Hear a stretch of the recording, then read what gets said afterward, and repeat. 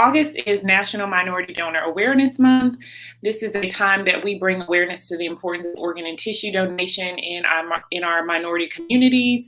And I'm so excited because this month we've had the opportunity to share with our social media fans out there different information around donation and how it affects our minority communities. And so today I'm really thrilled to have Fernando Jackson, also affectionately known as Farmer Fredo.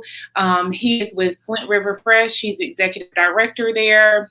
And he's going to talk to us a little bit about the great work that he is doing down in Dougherty County with community gardens and really helping to get food on the tables, fresh food on the tables of those families that need it. So I'm really excited to share and hear more about him. And so welcome, Farmer Fredo. How are you? I'm doing good this afternoon. Thanks for inviting me to be a part of this National Minority Awareness Month, and just really helping to talk about the work we're doing to make fresh food more accessible for everyone. Yeah, no problem. And thank you again for being here. So first, I went to Flint River Fresh's website, and there is a lot of information out there just about you. So I would love for you to kind of tell us a little bit more about yourself and the work that you all are doing. Yeah, so I have been, like I said, having my hands in the dirt for about 17 years now. Started growing in my mom's backyard with a 5-gallon bucket and a couple raised boxes, and then went on to doing an internship at Cornelia Farms in Americus slash Plains, Georgia, Sumter County. And just through that, I just saw people that were asking or trying to figure out how can I grow for myself or where can I go find fresh food. And that conversations and those interactions just led to me just pursuing ways of creating what I like to call super simple techniques that allows for anyone of any age to grow food. And so that just kept on going, got involved with the Dougherty County school systems with their school garden projects, and then got introduced to the Flint River Soil Water Conservation District. They were hiring an urban agriculture coordinator through a grant, and I applied for it, received it, and then as we started doing the urban agriculture work, saw more and more how individuals were dealing with food insecurities, and we just wanted to become like to be a advocate, to be a connector for fresh food in these communities. So that's kind of what led to what Flint River Fresh does. And of course, this conversation will go a little bit more in all the workings, but it's been a 17-year journey. And I'm really thankful for what we were able to do, even in the midst of the pandemic last year, where a lot of things were shut down. Flint River Fresh was like full steam ahead with doing produce boxes to individuals in needs, as well as converting, like what we like to say, converting green spaces into food spaces, and teaching people how to leave what I call a food print in an underserved, oftentimes forgot about community. I love that. That's really awesome. We, in our role, or in my role as an education specialist, and we're going out and we're educating on organ and tissue donation and why people need to become organ donors. One of the things we often talk about is just that, right? If you stay healthy, then hopefully you can stay off the transplant list and aren't in need of, an organ at some point. And most of the people that are waiting right now are waiting for a kidney. And so the work that you're doing is so vitally important. And one of the things that we've heard a lot of talk about that I hope you can expand on for those watching is just, what is a food desert? Like, what does that mean? Is that kind of what prompted you to do what you do? Because I feel like that term has kind of become, I guess, more of a modern way of maybe saying what you've been doing. It sounds like.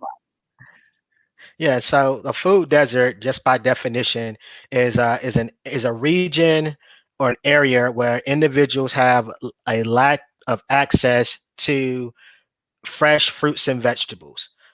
Those factors can be determined based upon individuals' income, that they might have a grocery or produce outlet that carries fresh fruits and vegetables.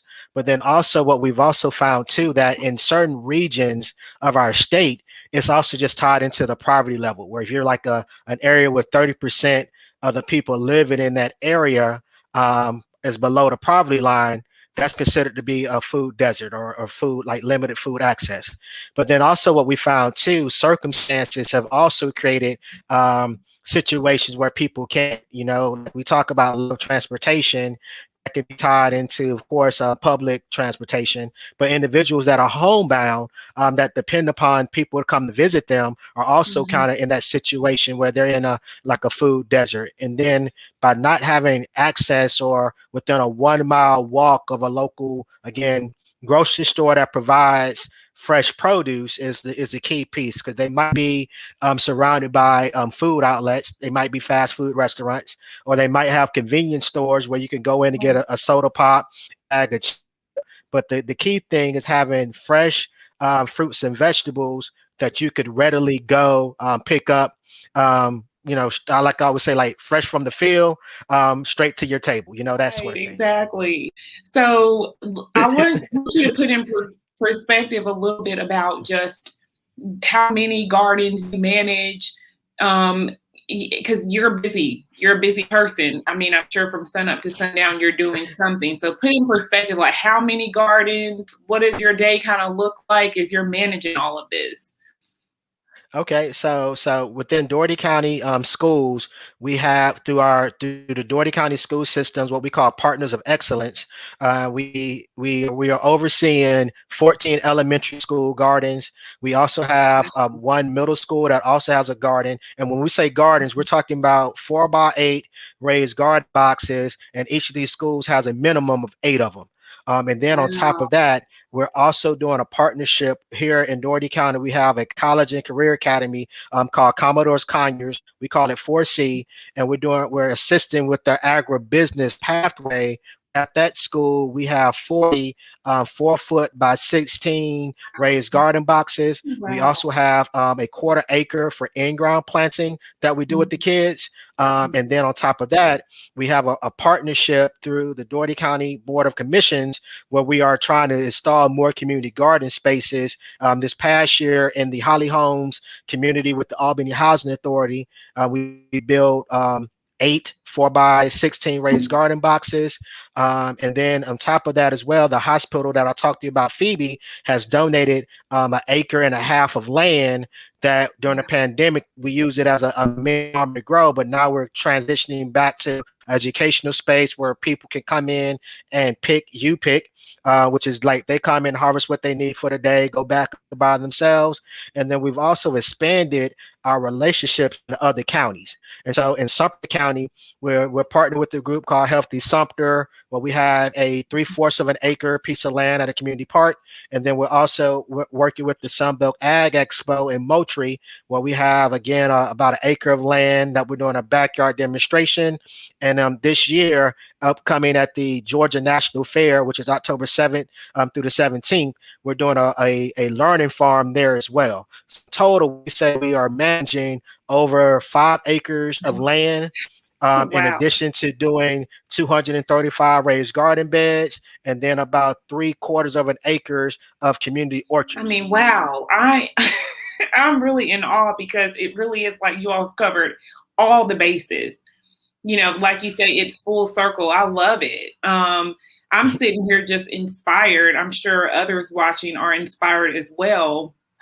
So tell us a little bit if there are people out there watching that want to start a community garden. Like, how do they go about doing what you're? I mean, obviously you have worked and built what you've done, but how can they just start simple and small? Or are there resources out there available to help people get this going in their own communities? Yeah, so I was explaining to people how I got started in the school garden arena was that my son was like in the second grade, and I went to go visit the school, and I looked out and I see like they have these raised garden boxes and nobody's tending to them. And so me being a farmer, I was like, well, I can kind of come help out, plant some stuff, provide some collard green, turnip, mustard green seeds, spend some time because of course I want to hang out with my son, whenever I can. Right. And Right. so the first thing was just volunteering at your local schools to see if they have school gardens because they might Mhm. need some individuals that can kind of help with the watering, the weeding, even helping the kids with harvesting. Like that was like the first introduction.